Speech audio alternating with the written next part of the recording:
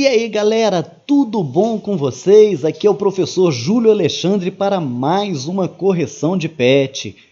Agora semana 4, PET 5, sexto ano. Vamos fazer diferente dessa vez, viu? Nós estamos com o nosso tempo bem apertado.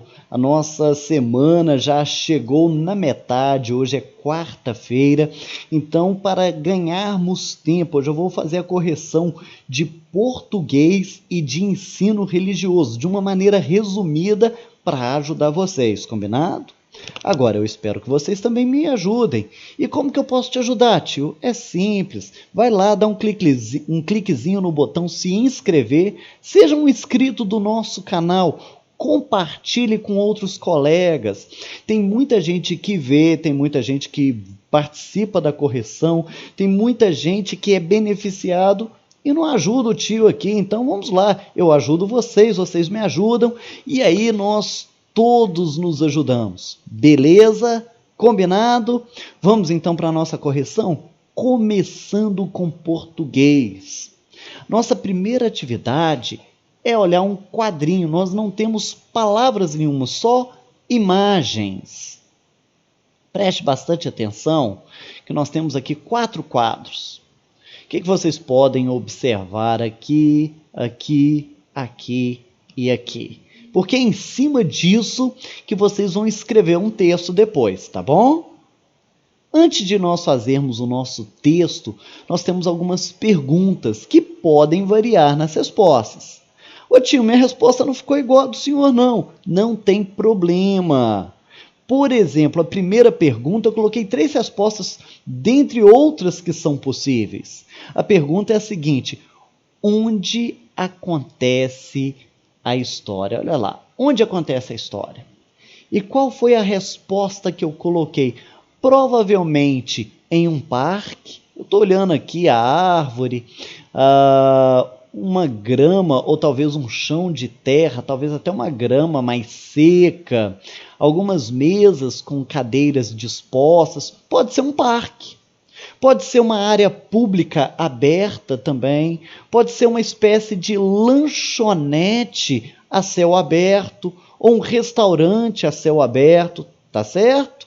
Então todas essas são possibilidades de locais aonde aconteceu essa história. Agora a segunda pergunta, quem são os personagens? Todos os personagens podem ser vistos já no primeiro quadrinho, que é a cliente, aquela cliente que está com a blusa alaranjada ou marrom. Tem uma cliente lá no fundo com uma roupa rosa. Nós temos um garçom que está atendendo aquela cliente de rosa.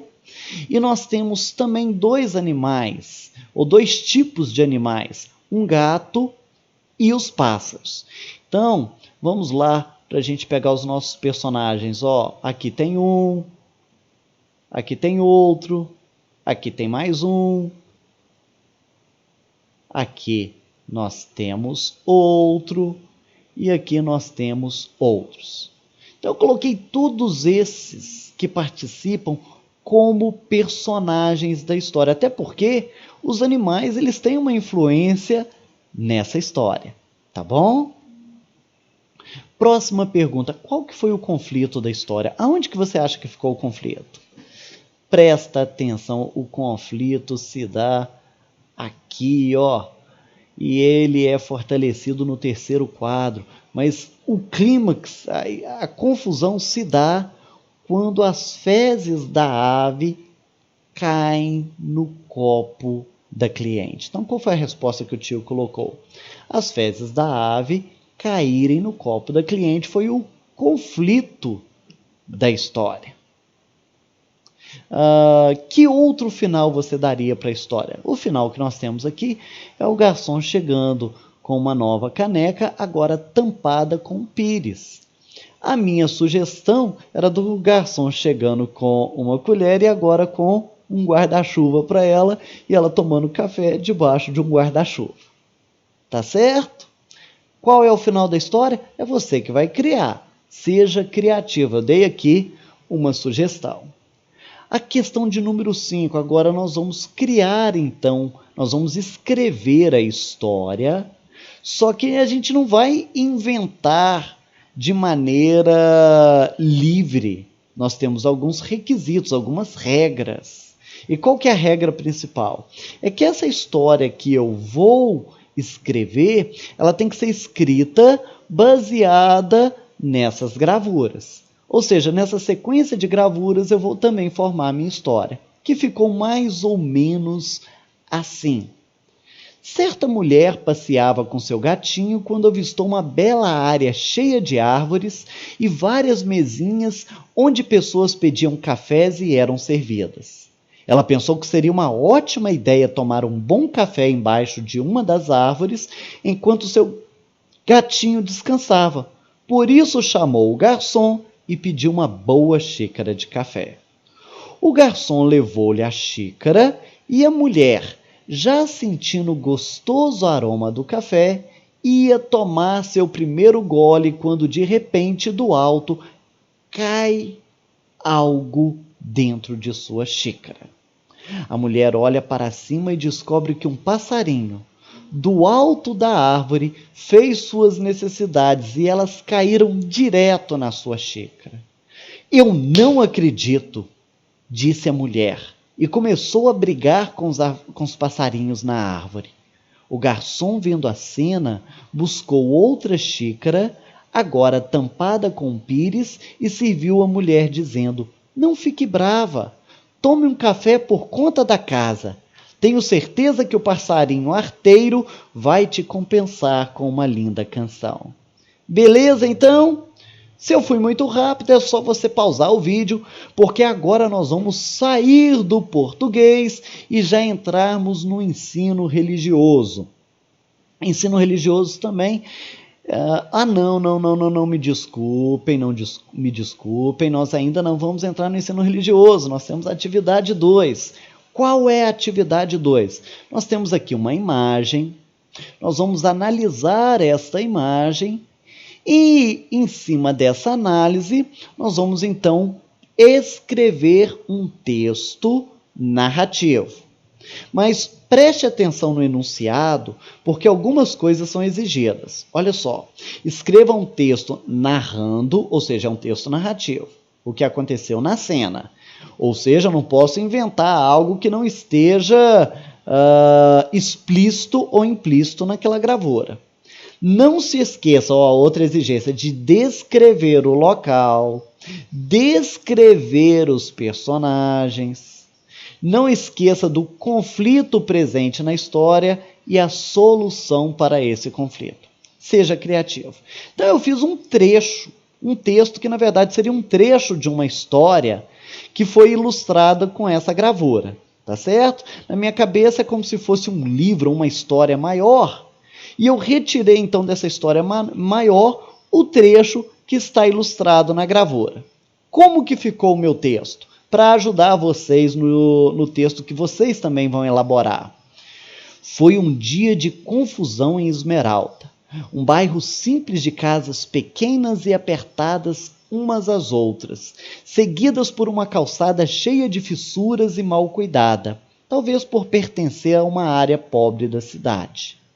Tudo começou quando Carlos, um garoto que tinha por volta dos seus 13 anos, resolveu mexer com um grupo estranho que estava em frente a um bar fechado, de uma maneira bem suspeita. O grupo era composto por 6 indivíduos que, ao perceberem os gritos provocativos do garoto, correram atrás dele com paus e outras armas a fim de pegá-lo e evitar que fosse descoberta toda a trama que planejava. Mas Carlos conhecia muito bem o bairro com seus atalhos e também era um garoto muito veloz. Ele correu pela calçada dobrando a esquina e tão rápido foi que deu a volta e já corria atrás dos seus perseguidores, que não notaram a sua destreza e, cansados, resolveram sair de Esmeralda.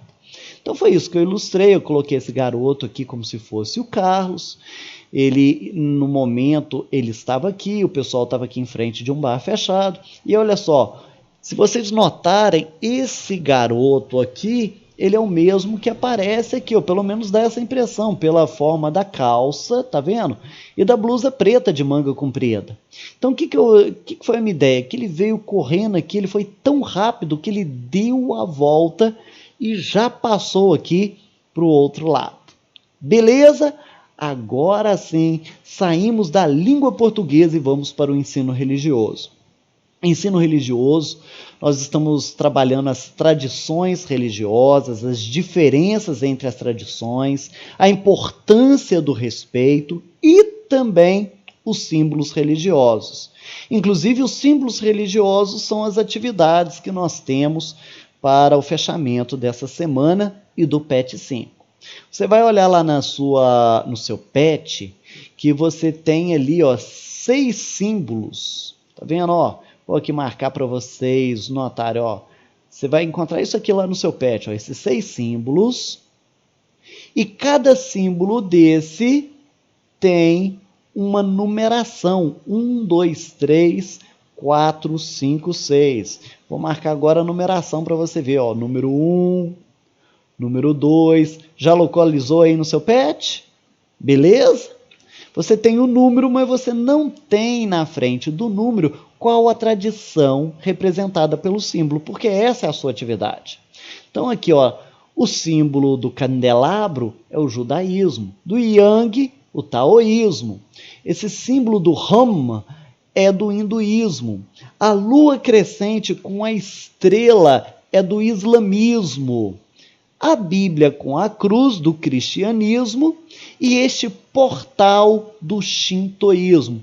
Lembrando, gente, que o shintoísmo ele pode ser escrito com X também, viu? Então, se você colocar dessa forma aqui, não está errado. Beleza?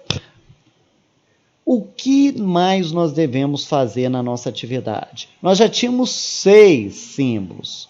O PET nos pede para criar mais 2. E eu criei, coloquei aqui um representando o budismo e um representando a Zatru. Tá vendo aqui, coloquei os 2 símbolos, é isso que você vai ter que fazer na sua atividade.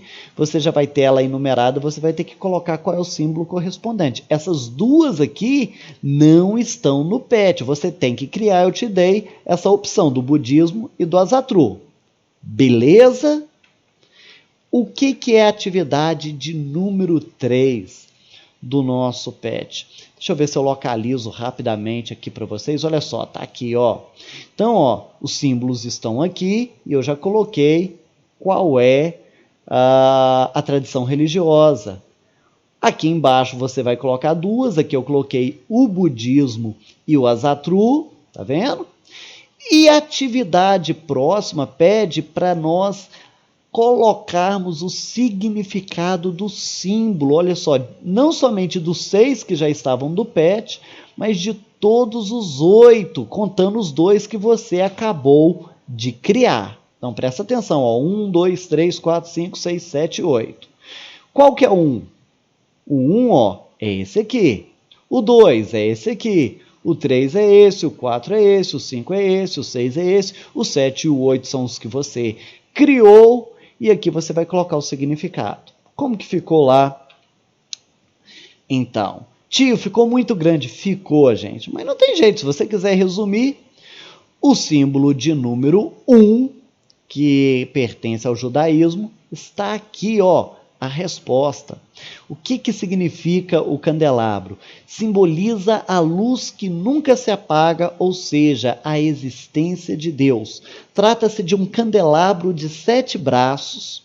Cada ponta representa as raízes da árvore da vida, sendo que o braço do centro é o mais importante deles. É interessante nós notarmos também que o número 7 é um número significativo para a religião judaica, atribuído inclusive ao número 7, a simbologia da perfeição, porque em 7 dias Deus fez todas as coisas e descansou. Beleza? Número 2, o taoísmo, esse yin yang aqui, ele representa o quê? Qual que é o significado dele? Este símbolo representa o equilíbrio das forças positivas e negativas do universo. A metade negra representa o negativo, o escuro, o noturno e o feminino. E a metade branca representa o suave, o iluminado, o diurno e o masculino. Mas é interessante você notar que o círculo menor representa a presença de cada um no outro, ou seja, tudo que representa o branco também tem no preto, e tudo que representa o preto também tem no branco. Beleza? Vamos ao nosso terceiro símbolo, o Om, que pertence ao hinduísmo, representa o Trimurti, isso é, o conjunto formado pelas principais divindades hindus, Brahma, Vishnu e Shiva. Brahma, o criador, Vishnu, o reformador, e Shiva, o destruidor ou transformador do universo. Sua forma é semelhante à de um número 3. E, como outros mantras, funciona como uma espécie de oração. Então tá aqui, ó, parece o número 3 mesmo, né? Número 4, o islamismo. O que nós temos aqui sobre a explicação do símbolo da lua crescente? A lua crescente e a estrela eram marcas do Império Otomano que durou do século XI ao século XX. Como o Islã era a religião do Império, o símbolo passou a ser adotado pelos povos muçulmanos conquistados. Depois de um tempo, esse signo ele teve uma outra significação, já não era mais o Império Otomano. Ele passou a representar a renovação da vida e da natureza, visto que os muçulmanos seguiam um calendário lunar. Então, esse aqui se refere ao islamismo. Beleza? Podemos passar para o próximo. A nossa Bíblia aqui, o cristianismo. Para os cristãos, a Bíblia é um livro sagrado, a palavra escrita de Deus. Inclusive, para algumas vertentes do cristianismo, a Bíblia é a única regra de fé e de prática. A cruz, ela tem um significado, por quê? Porque foi justamente na cruz que Cristo morreu, e através da morte de Cristo é que se alcançou o perdão dos pecados. A missão de Cristo era morrer, e ele morreu na cruz. Então a cruz é um símbolo muito importante adotado pelo cristianismo. Quanto ao shintoísmo, nós temos aqui essa espécie de porta, é uma espécie de portal composto por duas barras verticais e uma barra horizontal no topo. É considerado um dos símbolos mais importantes da tradição japonesa e simboliza a separação entre o mundo dos homens e dos kami, ou seja, o mundo físico do mundo sobrenatural, do mundo espiritual, onde estão os seres espirituais. Tá bom? Esse é o portal entre os mundos. O budismo, o que significa essa roda de 8 braços? É um círculo com 8 braços surgido no centro, apontando direções diferentes. Cada um dos braços representa cada uma das 8 práticas que constitui o nobre caminho óctuplo, que é compreensão correta, pensamento correto, fala correta, ação correta, meio de vida correta, atenção correta, sabedoria correta e visão correta. São esses, então, as 8 práticas do budismo. O Azatruk é um retorno à mitologia nórdica, está muito ligada aos vikings. Ele é formado por 3 triângulos entrelaçados e representa o poder do deus Odin. O Azatru tenta reviver, então, a antiga mitologia nórdica. Ficou tranquilo? Entenderam direitinho? Eu coloquei a definição do símbolo bem pertinho do símbolo, para você já ter aí numa página tudo legal. Olha só, eu vou fazer o seguinte, eu vou colocar aqui, ó, dá uma pausa para que você consiga já responder uma parte do exercício. Pausou? Vamos colocar mais um pouquinho. Opa, agora o restante. Espera aí. Ok. Pausou. E agora a nossa última atividade. Agora que que os seus conhecimentos foram ampliados e que você conhece o significado de vários símbolos religiosos, liste 3 atitudes que podem combater a intolerância religiosa. Quais foram eles? Para mim, conhecimento, empatia, respeito. Tia, eu posso colocar outros? Claro que pode. O que você não pode é deixar de se inscrever no nosso canal e de deixar alguma atividade em branco. Tá certo? Então, até a próxima.